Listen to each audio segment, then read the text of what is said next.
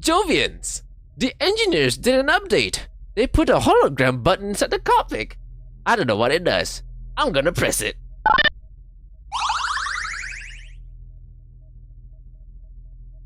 Where's my Hello, Jovians. We have finally reached the end. The end of this Bug Mech sub-series. Wow. Hasn't it been a journey? It started accidentally because I thought the Flea and the Locust were the same thing. And since then I just decided to just do all the Bug Mechs, because why not, right? Anyway, I believe I've got every single one of them. I say that, but you know, I discovered that there was a mech that had a bug name, but since it was in a different language, in language I didn't understand. This mech, right? I missed it, right? And it's supposed to this mech, right? It was supposed to be included in the Firebee video, but it's not because I didn't check. Today we will go over the last few bunches of mechs with bug names.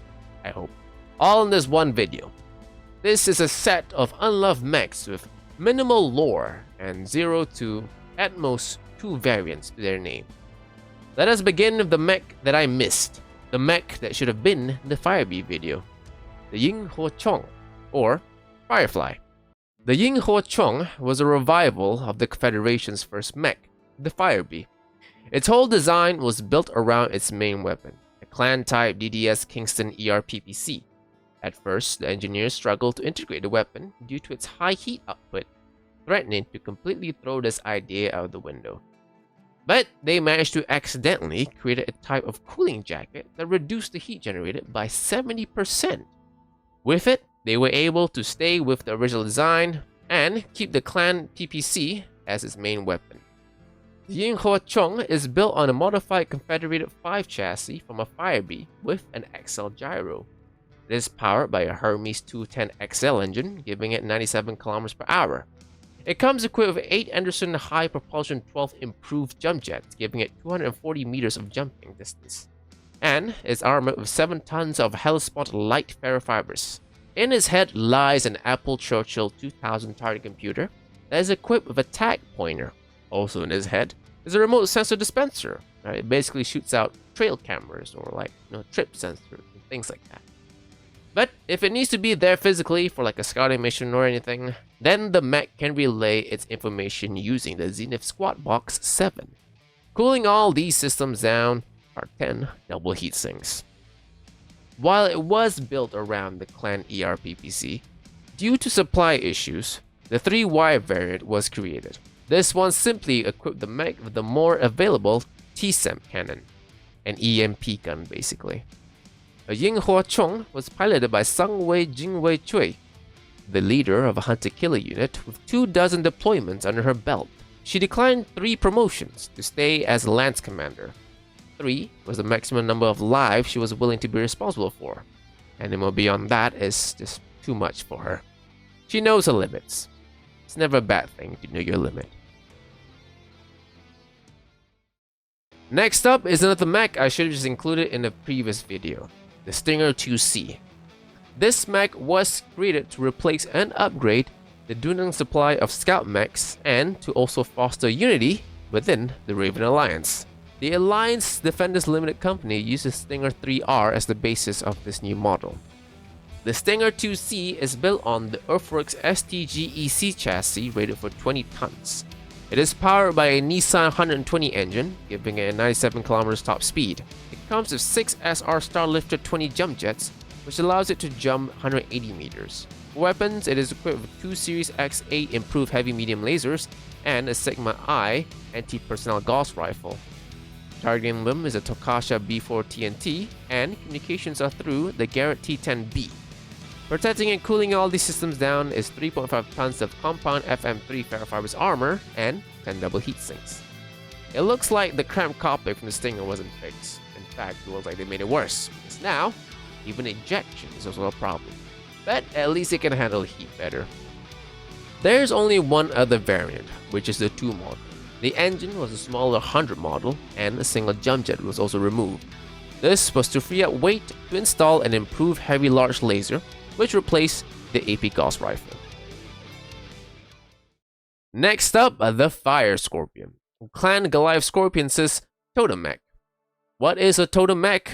Well, basically, it's a mech that embodies the spirit animal of a clan. Goliath Scorpion's spirit animal is, obviously, a scorpion, though they made it look like a scorpion. Usually, the extra bits they added to the design tend to be cosmetic in nature, like the tail at the back there. That doesn't really do anything other than make the mech look more like a scorpion. But the claw things at the front actually do something. Somewhat. They're there to protect the cockpit from infantry fire because, well, the cockpit is kind of sticking out openly at the front there. But even though this mech represents the face of the clan, the Fire Scorpion is mainly used by garrison and second line forces because no one in universe likes quad mechs. The Fire Scorpion is built on the Coriolis Class 6 endosteel chassis rated for 65 tons. It is powered by a 260 engine, giving it a maximum top speed of 65 km per hour. It is only armed with two weapons, an Ultra and an LBX-10 cannon, both situated on each side of the torso. If both hit, that's basically AC-20. Pretty dangerous, actually. You might think it would be easy to sneak up on this thing on foot, which, would still take a lot of bravery to do, to be completely honest. But were you to do so, and if the pilot spots you, you'd be exploded to bits by those A-pods installed all over each leg there. The weapons are targeted with the TRTTS Mark II computer, and communications are done through the JNE integrated. Protecting all these is 14 tons of forging SA-722 standard armor, and cooling them are 10 single heat sinks. The Fire Scorpion has two extra variants, both being simple weapon swaps. The two switched both AC-10s out for an Ultra 20, LRM-10, 4 machine guns, and an active probe. The third model is a further upgrade of the two, with the A-pods, machine guns, and LRMs removed for 4 AP Gauss rifles and a targeting computer. They were also able to fit in 4 jump jets to this variant. Next up is the Scarabus. The Scarabus. Will you do the Fandango? Oh my god. God, that was so lame. Oh, my jokes are so lame, man. Magnifico! Dude, they should make like a custom variant, a canon custom variant called the Scarabus Magnifico. And it's like piloted by a guy called Fred Magnesium? Fred Magnesium? He's the leader of the King's mercenary unit. And during his free time, he goes out, oh for fuck's sake. He goes out to spread awareness of HIV/AIDS, and he's trying to find a cure for it because that's still a problem in the far future, I guess. Oh my god. Who fucked that monkey, man? Around the 3050s, the AFFC wanted a mech that was even faster than a Locust. I think that's a pretty tall order. Out of all the companies that tried to meet this target, only one was able to meet expectations. Vining Engineering and Salvage Team, Vest, a small manufacturer from Solaris. With the rediscovery of the Helm memory core, they were able to design a mech using technologies once thought lost. This mech was the Scarabus. Fortunately though, trying to supply a super state with hundreds if not thousands of mechs was just impossible for a company of their size. So, Vest sold off their design to a much larger company, Coventry Metalworks, and they started mass production almost immediately. The Scarabus is built on the small Buck B chassis rated for 30 tons. It is powered by a Velar 300XL engine, giving it a top speed of 162 km per hour, about 33 km faster than standard Locust. It is armed with 2 Defiance B3M medium lasers and 2 Defiance B3S small lasers, which are targeted with the Winston Coral Snake computer. The mech is also equipped with a tac system, a Cherry Seat Guardian ECM, and comes with an axe too. In my humble opinion, axes are way cooler than swords. Communications are facilitated with the Wilson Silicon Sirent, and cooling and protecting all these systems are 10 single heat sinks and 5.5 tons of Valiant Gauntlet ferrofibrous armor. Since the mech was expected to operate behind enemy lines for an extended period, the engineers made its parts and systems be a lot more durable to be able to operate longer without needing maintenance. The 9T variant adds TSM, which further increases the maximum speed and greatly increases the effectiveness of the hatchet. That's it. The weekend warrior, Simon Gant, piloted a Scarabus. He was a Lyran pilot who had his own law practice. Even when serving his country, he still refused to give up his career as a lawyer. But unfortunately for Simon, his unit was constantly sent to faraway battles, preventing him from actually being a lawyer. And finally, the last bug mech of the series. I hope. The Antlion. Literally, the only lore we get on this thing is that because AMS systems were getting more common, the Federated Sons called for a mech that could provide close tactical bombardment without using missiles. Then a company called Star Corps created this thing. The Antlion is built on the Star-Free medium reinforced chassis rated for 45 tons. It is powered by a GM Superfusion 225XL engine, allowing it to run at 86 km per hour. The gyro is also an XL model. Being an artillery mech, the Antlion is basically defenseless were it to be attacked by another mech. It only carries 2 Clan Type 4 mech mortars with their ammo stored in Case 2, and 2 Sperry Browning light machine guns. It doesn't even get normal machine guns, it gets light. It does come with a Bloodhound probe, so the pilot from inside the small cockpit would know if something is approaching. A Martin Quarry Tarsus XLR 2.7 targeting system aims the mortar, and the communications are done through the OP3950 Comsat M7. Protecting and cooling everything is 9.5 tons of ferrofibrous armor and 10 double heatsinks. Sergeant Angela Iturbide, I think I said that correctly, has survived 2 Antlion's destructions and was subsequently given a third. In the next 4 years, she has yet to lose this third unit, which she has named Dead Meat. She also helped take down a sort of light lance with it and earned a commendation from the Princess Champion, Eric Sandoval himself. Since then, Angela has become cocky and glazes artillery mechs every chance she gets. Her lancemates now fear that her hubris will one day kill them. And there it is, my fellow Jones. The end of the Bug series. What a journey has it been? I can't believe, like, this literally started because I thought the flea and the what's it called, locust were the same thing. They look the same. And then I don't know, it just kept going on. I mentioned in the what do you call that? I guess it's the flea video, I guess. No, I think it was another video. No, I don't remember, but I mentioned like a bug streak in one of those videos, and I was like, fuck, you know what, let's just keep going with the bug things. And we did, and now we've reached the end. Wow. I'm gonna miss these, probably. Maybe will I don't know, maybe you will. Who knows? But for now, that's the end of it. I think it's the end of it, and I don't see any other mechs that are bug-based name. So, if there is one, I guess the next mech overview video will be a bug one as well. The Forgotten Bug.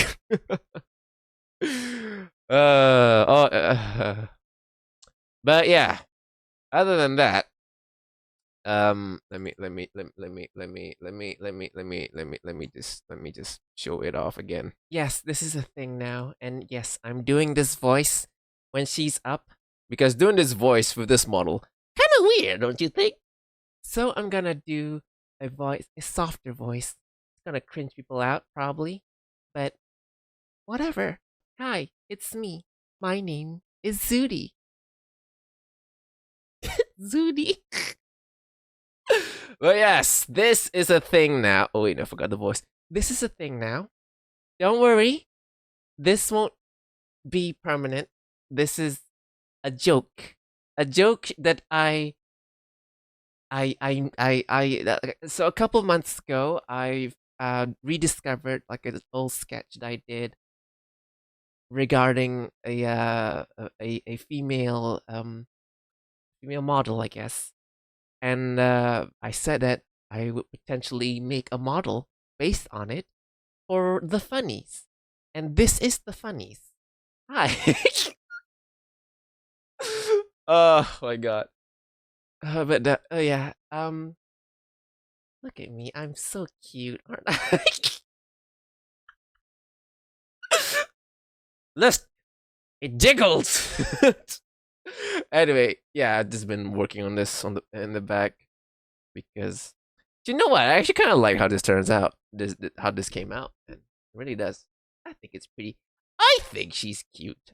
I am very cute. My God. But yeah, this won't be permanent. Don't worry. For the videos, you'll still see Zuda. Don't worry. Zudi, however, I think potentially might appear on streams, maybe at least once a week. I put too much time in this for it to be a one-off, man. Okay? This, I, yeah, I put too much time for this to be a one-off. So I'm gonna use her. Okay? I'm gonna use her maybe like once a week for streaming, but for videos, don't worry. It still be Zuda. But other than that, as you can see, the uniform's different. The spacesuit, it's very different from Zuda. Well, because this is the prototype for the next Jovian suit. Look at it. It's not tracking my face anymore. What do you think about it? Look at it. The waistcoat has been shortened a bit because we had reports of pilots dying because of their waistcoat is got snagged on something. So we shorten it. It's still there, right? It provides a thigh protection, which is pretty important, right? So it's there to provide us protection. Also, we have a new helmet design. Look at this. Whoa! I don't know why they decided to put exposed piping at the back, but they did. But it's got the viewing is a lot bigger than the old helmet. It is more exposed, but we can see a lot more, right? It's a balancing act, yes. Can't win them all. Oh my God. But yes, I'm wearing the prototype of the suits that the rest of the Jovians will wear once it's complete. Right? Zuda will one day be wearing this or a variation of it. No, it probably just look exactly the same. Just fit it for a man's body. Okay, that's it. Hold on. That's it. I'm not doing this voice anymore. You guys are probably like cringing your asses off. let me switch back to the other model. Back to normalcy. Oh my God. But yes, Zudi there. She's wearing the prototype next generation what do you call that? Pilot suit. Stealth mode, baby. Because well, guess what? All this white stuff. Not that white stuff. Well, we couldn't really sneak around that well, so we've turned it black. Yes, now we can sneak around better. Those Earthnoids, they don't see black that well because, well, it's the absence of light. No one can see black that well. She's wearing the prototype. Like we Jovians, right? Our women, they test the stuff out for our women are the pioneers of science and technology because they have smaller bodies, right? So the resources to test out these new technologies, it takes less resources. So we test things out on them first. They volunteer, of course. So don't worry, this is not forced upon them. They volunteer because they know this is for the greater good. They volunteer to test out all the new technologies and discover all the dangerous kinks and all that, and then we fix it. And then once that's taken care of, then we mass produce it for the wider population. I think I've gone on long enough. Thanks for watching. If you like what you saw, do consider joining the fleet again. Joining the fleet. I can't believe I did that. What else is there? Elite pilots. There's that. If you wanna become an elite pilot, you get You get my everlasting thanks. Oh my god. I have a Discord. We talk there somewhat. I've lost my train of my brain doesn't work anymore, man. Zudi has fried my brain. Anyway, I got Discord. Talk there if you want. Usually I just post memes though. I also stream my my training sessions. My training sessions for everybody to watch and see and learn and apply that to their own moves when we fight the Earth Noids because they're stupid. Fuck them. Right? Fuck Earth Noids. Kill Earth Noids. Total of death. Alright? Keep fighting them. But as you keep fighting them, please do remember that please again, what? English is not my first language, believe it or not. I think I've told you this before. Do not die.